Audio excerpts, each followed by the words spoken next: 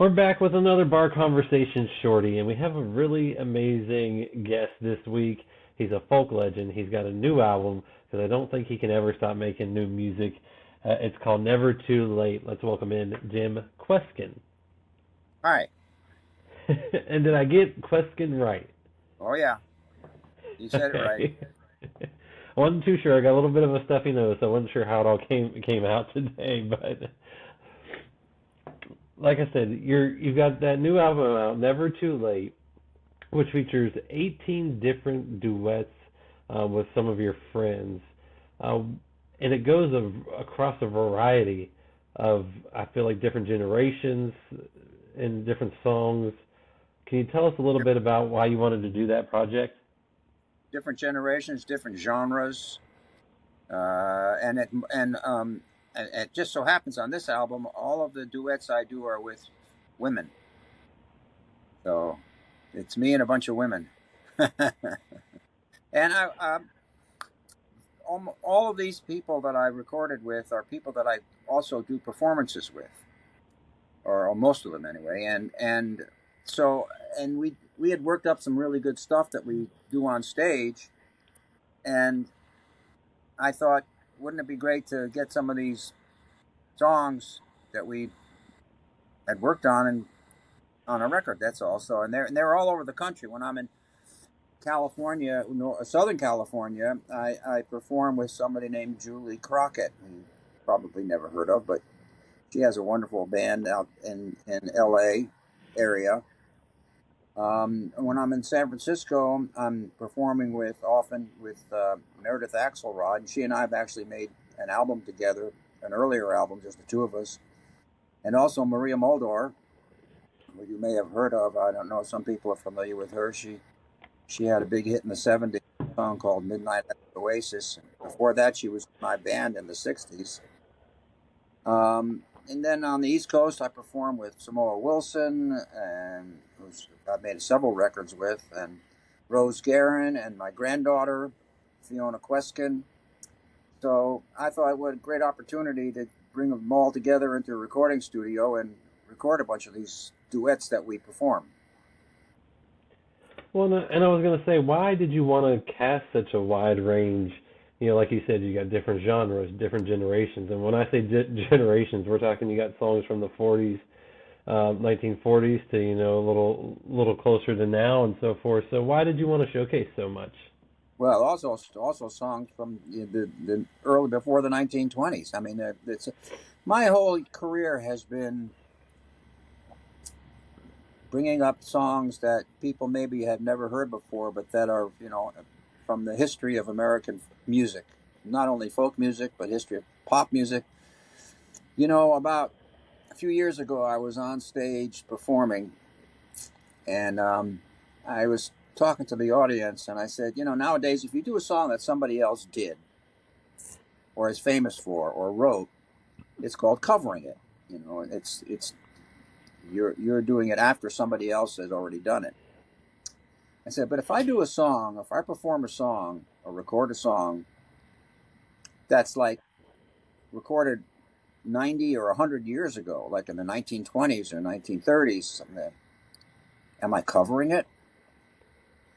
And somebody in the audience said, no, you're uncovering it. And I thought, well, that's really cool. That's what I do, and that's what this record is. It's me finding beautiful musical gems from the past and giving them new arrangements, and that's what I love to do. Well, I was going to say you've had such an amazing career and a long career, like you said. You might have been around for a few years. Uh, what's the journey been like for you? I mean, whether you go what you're doing now to your time with the Jug Band and everything in between. Well, I mean, it's you get to be my age, you have perspective on it. Um, when I was young, that's all I wanted to do was travel around, play music, be on stage. I don't know about being a star, but certainly being well, being known well enough so that I could get plenty of gigs, so I could keep make a living at it. Um, as I got older, I got involved in other things. I got into the construction business, and I never stopped doing music, but it became more of a backseat to my life for a number of years. And then about 8 years ago, I retired from the construction business, and I got back into the music business on a much more consistent basis.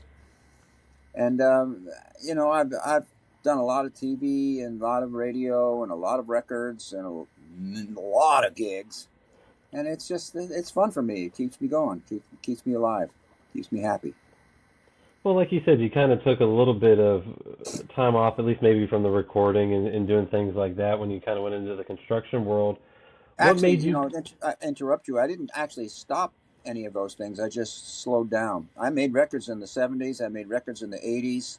I made records in the 90s.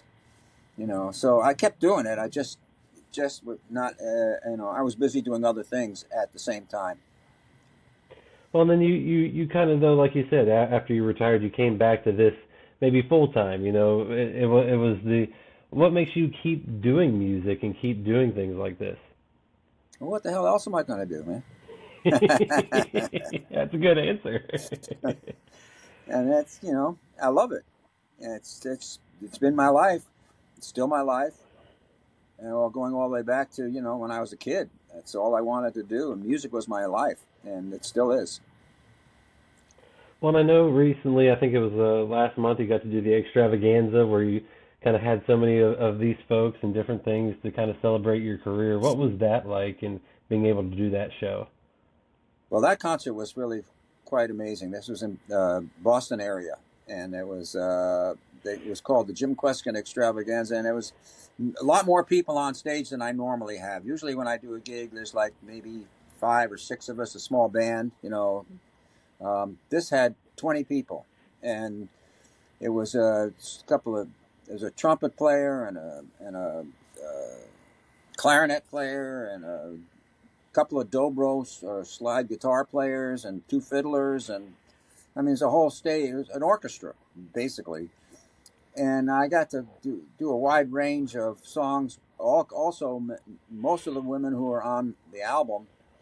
By the way, the women on the album are not just the singers that I do duets with, but the slide guitar player is a woman named Cindy Cashdollar. The fiddle player is Susie Thompson. The harmonica player is Annie Raines. So this particular go round in my life, I've been doing music with a lot of women, and not, like I say, not just singing, but also the musicians in the group. Anyway, a bunch of them were on stage, and a bunch of guys too. And the place was packed, the theater was packed, and it was fun. And it was everybody, it's hard for me to judge, but if I have to go by what other people said, they said it was great. And I sure had a good time. Well, at the end of the day, I think that's what music's about, is about having a good time and sharing some cool things with folks. And like you said, this is what else are you going to be doing? I'm guessing you're not going to be slowing down anytime soon. And Well, my age slowed me down some. I'm 83 years old, so I don't have the energy and the stamina that I used to have. So I have actually slowed down. but not all the way, though, right? No, no, So not yet. I'm guessing though, as long as you can, you're going to keep performing music, making music, and uncovering those gems that you get to share with folks. That's my goal. That's what I love to do. That's what I'm going to continue to do. I got a gig coming up in New York in a while at the place called the Iridium. So, yeah, I've got, other performances in the work. So I'm going to keep doing it. Where are I love you? that. Where are you I, I'm located? I'm in Lexington, Kentucky. Oh, huh. I've been there.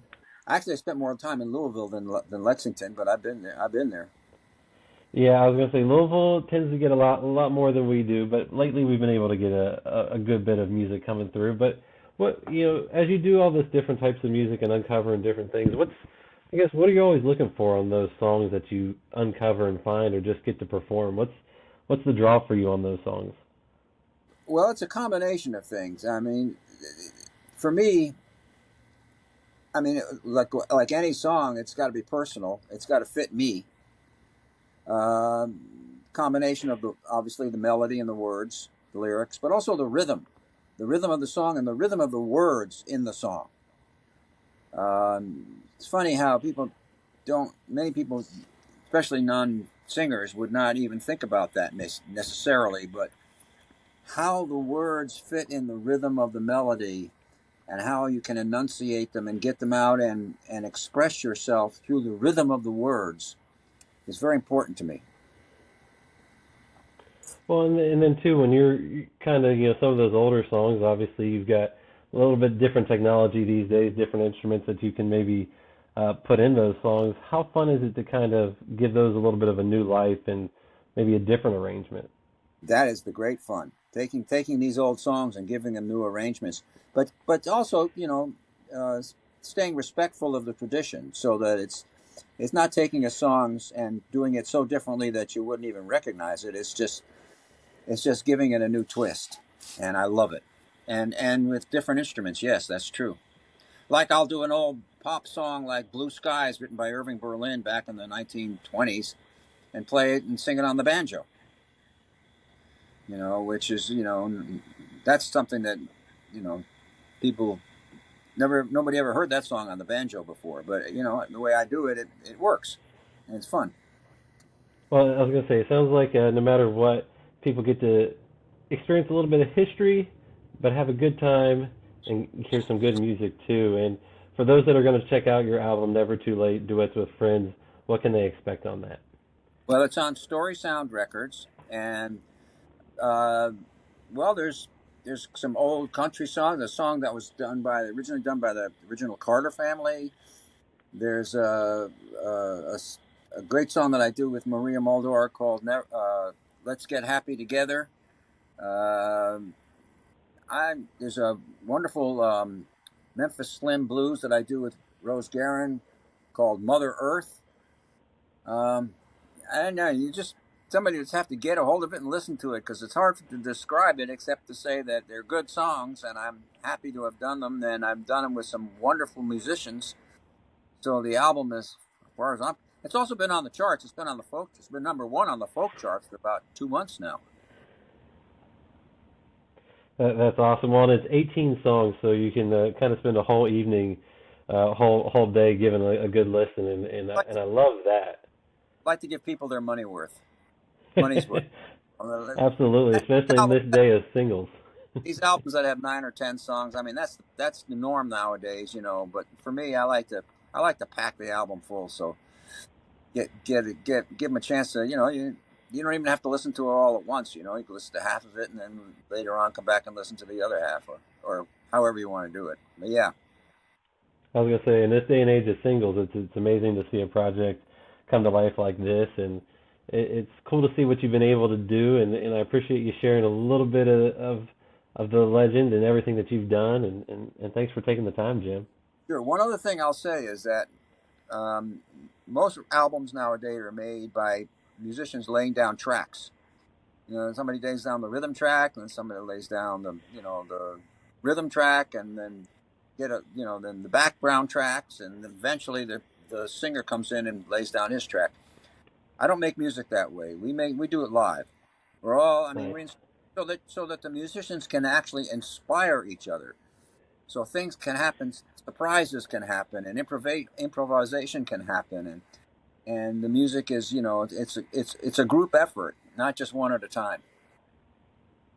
I love to hear that too, because that is a really cool thing, and it is kind of a lost art. Although I feel like it's starting to come back just a little bit.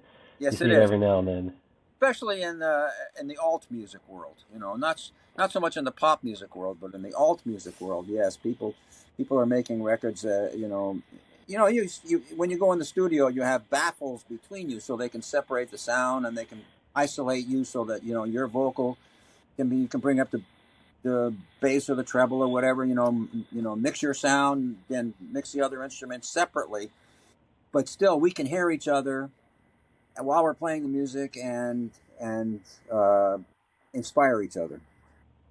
I was gonna say it's a different sound, and it's a cool sound because really it is what you will hear live is what you hear on the tape, and and that's kind of extra cool too. And even if there's a couple of little mistakes, where somebody does something different, and you say, "Oh, you weren't expecting that," and then you react to that, and like it's little magical things happen that cannot happen when you're just laying down tracks. Well, it's a cool album. That's why I said yes Thank you. to sharing it out. I hope people give it a listen because it really is cool, and they Uh, need to take a deep dive into your amazing history because it's a deep dive and it's one that I think they'll be pretty amazed by. And like I said, Jim, I appreciate the time. well, I appreciate you having me on.